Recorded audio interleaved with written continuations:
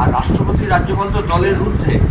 যদি রাষ্ট্রপতির পদকেও উপরাষ্ট্রপতির পদকেও যদি ব্যবহার করা হয় সংকীর্ণ রাজনৈতিক স্বার্থে, গভর্নরের পদকে যদি রাজনীতির এজেন্ট হিসেবে ব্যবহার করা হয়, তাহলে সাংবিধানিক যে কাঠামো আছে সেটা ভেঙে পড়ে। আর এখানে রাজ্য সরকার এখন ক্ষুদ্রতা আছে, বিরোধীদেরকে আগে মিটিং করতে দিতেন না, বুদ্ধ পরিচয়কে সভা করতে দেননি, এখন দেখা যাচ্ছে রাষ্ট্রপতি সভা করবেন তার জন্য জায়গা দিচ্ছেন না। আমাদের তো হলকাল দিলেন না। তো এটা যা অভিযোগ পেয়েছে আমরা, যা তোমরা বলছো, সেটা হলে খুবই সর্বনাশ। এগুলো হচ্ছে রাস্তা জুড়ে মমতা ব্যানার্জি ধর্ণা দেবেন আর আমরা রাস্তায় মিছিল করতে পারবো না। এরা পুলিশ প্রশাসন তাদেরও একটা একপেশে মনোভাব আছে। এটা দিল্লিতে তাই করছে বিজেপি, উত্তরপ্রদেশে তাই করছে বিজেপি, ত্রিপুরায় তাই করছে বিজেপি, আর পশ্চিমবঙ্গে মমতা তাই করছেন, সব এক গলে গরু। খাস কলকাতায় প্রমোটিংয়ের জন্য মজুত রাখা বোমা ফেটে বিস্ফোরণ আজকে হয়েছে। শান্তিপূর্ণ সামনে তো নির্বাচন, তার আগে এই ধরনের ঘটনা কি বলবেন? আচ্ছা, যেদিন থেকে তৃণমূল এসছে তখন থেকে আমরা দেখেছি বোমা বিস্ফোরণ, মজুদ বোমা বিস্ফোরণ তৃণমূলের দপ্তরে, তৃণমূলের নেতাদের বাড়িতে, এবং তাতে শিশু মারা গেছে, শিশুদের হাত উড়ে গেছে। মমতা বলেছেন এগুলো পটকা বাজি কারখানা। তার সঙ্গে একজন তৃণমূল আরেকজন তৃণমূলকে খুন করেছে, প্রমোটার কাউন্সিলরকে খুন করছে, কাউন্সিলর প্রমোটারকে খুন করাচ্ছে। এ তো মৎসর নেয়। এটা কলকাতায় এমন একটা বলছে এটা প্রথম হলো। এটা গত 15 বছর ধরে পশ্চিমবঙ্গের এটা হচ্ছে দৈনিক দিনলিপি। আর এই জন্যে মানুষ অতিষ্ঠ, কারণ নিরাপত্তা নেই। আগের তৃণমূলে যেত লোকে যে তৃণমূলের ছত্রছায়া থাকলে মাথা বাঁচবে, এখন তাদেরই মাথা বেশি করে ফাটছে। সুতরাং তৃণমূলের ছাতার তলায় যারা জড়ো হয়েছে তাদেরকে দ্রুত সেখান থেকে বেরিয়ে আসতে হবে। রাহুল সিনহার মনোনয়ন নিয়ে অভিযোগ তুলেছে তৃণমূল, বলছে অনেক ভুল থাকা সত্ত্বেও কমিশন তার কী করে এই কাগজপত্র গৃহীত করবে, মানে মনোনয়ন নিয়ে প্রশ্ন তুলেছে। আমি জানি না, এগুলো রিটার্নিং অফিসার সে দেখে, সিও সেটা দেখবে, সিআই দেখবে।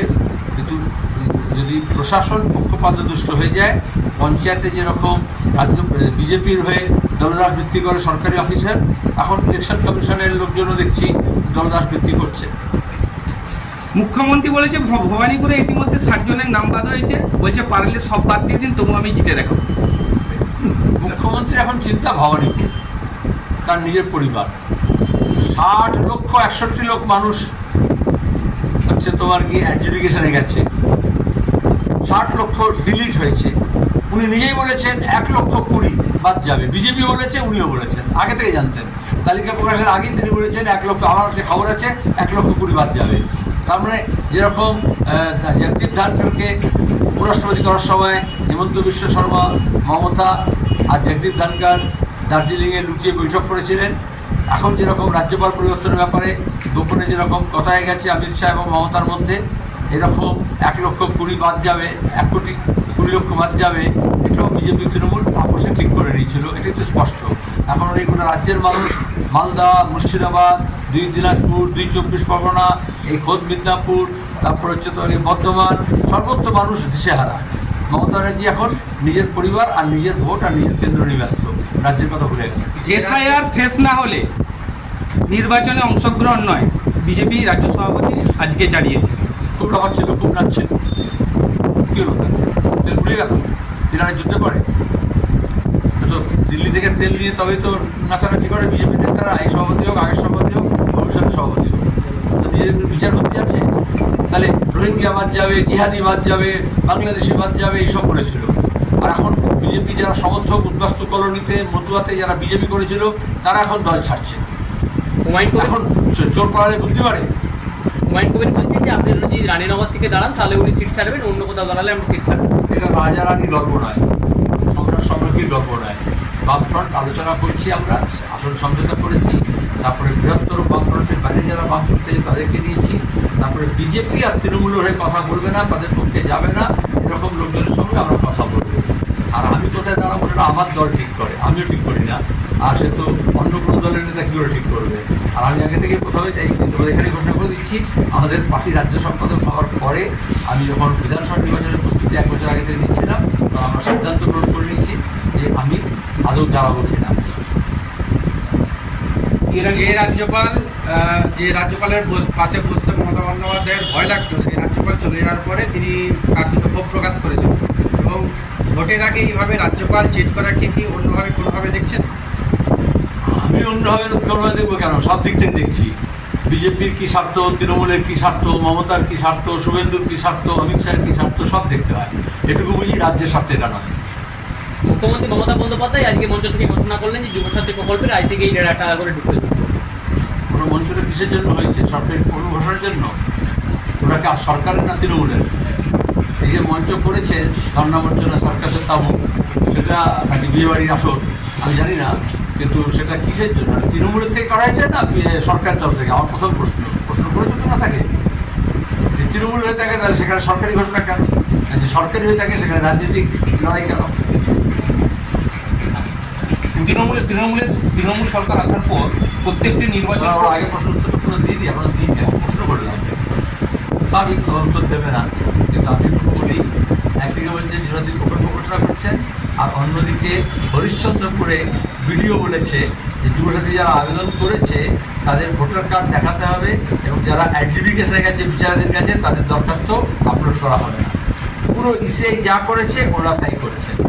ওদিকে কদিন আগে দেখেছিলে মুর্শিদাবাদে বলেছিল, মালদাও বলেছিল যে কোনো জমির রেজিস্ট্রি হবে না যারা বিচারাধীনে গেছে।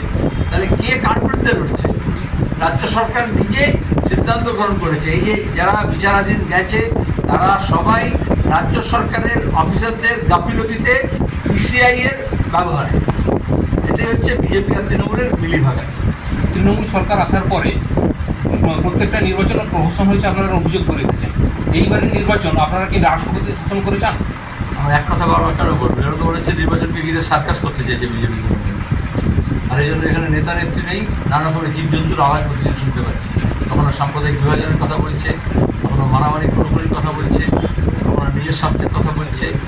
আমরা এটাকে আবার আমাদের রাজ্যের যে সভ্যতা, আমাদের দেশের, আমাদের রাজ্যের যে সিভিলাইজেশনাল ভ্যালু, গণতান্ত্রিক মূল্যবোধ, আমাদের যে মানবিক মূল্যবোধ, আমাদের যে সম্প্রীতি এবং সংস্কৃতি নিয়ে আমাদের ভাবনা, যা স্বাধীনতা আন্দোলনের আগে থেকে গড়ে উঠেছে, স্বাধীনতার পরে গড়ে উঠেছে, এখানে যে বাম মনস্কতা, তাকে আমরা আবার পুনরুদ্ধার করতে চাইছি। কারণ বাংলার যদি পুনরুজ্জীবন করতে হয় তাহলে বামপন্থার পুনর্জাগরণ দরকার। ঠিক আছে, আমরা করছি। এখানে দাঁড়িয়ে বিজেপি কী করলো, তৃণমূল কী করলো, সব নাটক, সব খেল তামাশা, সব প্রহসন বন্ধ হয়ে যাবে একবার যদি বামপন্থীরা এক কাটতে হয় চ্যালেঞ্জ শুরু করছে। গত বিধানসভা নির্বাচনের প্রচারের সময় মমতা বন্দ্যোপাধ্যায় বলেছিলেন ডবল চাকরি হবে। এই বছর ভোটের আগে লক্ষ লক্ষ বেকার ভাতার ফর্ম ফিল আপ হচ্ছে, কীভাবে দেখছেন? আর আগে তিনি যুবশ্রী প্রকল্প ঘোষণা করেছিলেন। তার আগে অভিষেককে যখন রাজনীতিতে নিয়ে এসেছিলেন তখন বলেছিলেন টিএমসির যুবাহিনী থাকলেও একটা ইউআর টিএমসি হবে, সবাই নাম লেখা চাকরি পাবে। তার আগে উনি রেলমন্ত্রী ছিলেন, বলেছিলেন রেলে চাকরি পাবে। তারপরে সবগুলো ফেল করেছে। উনি বলেছিলেন 2 কোটি বেকারকে কাজ দিয়ে দিয়েছি। তাহলে এখন বেকার ভাতা কেন? ডবল চাকরি হয়, তাহলে প্রত্যেকটা বুথে এই দাসপুর বিধানসভায় হিসেব করো তো কজন চাকরি পেয়েছে। এটা হচ্ছে উনি ভোটের আগে আবার একটা ধোঁকা দিচ্ছেন। যুবশ্রী যেরকম মুখ থুবড়ে পড়েছে, যুবসাথী সেরকম মুখ থুবড়ে পড়বে। আসলে এখন সর্বসাথী ছাড়া আর কিছু হবে না।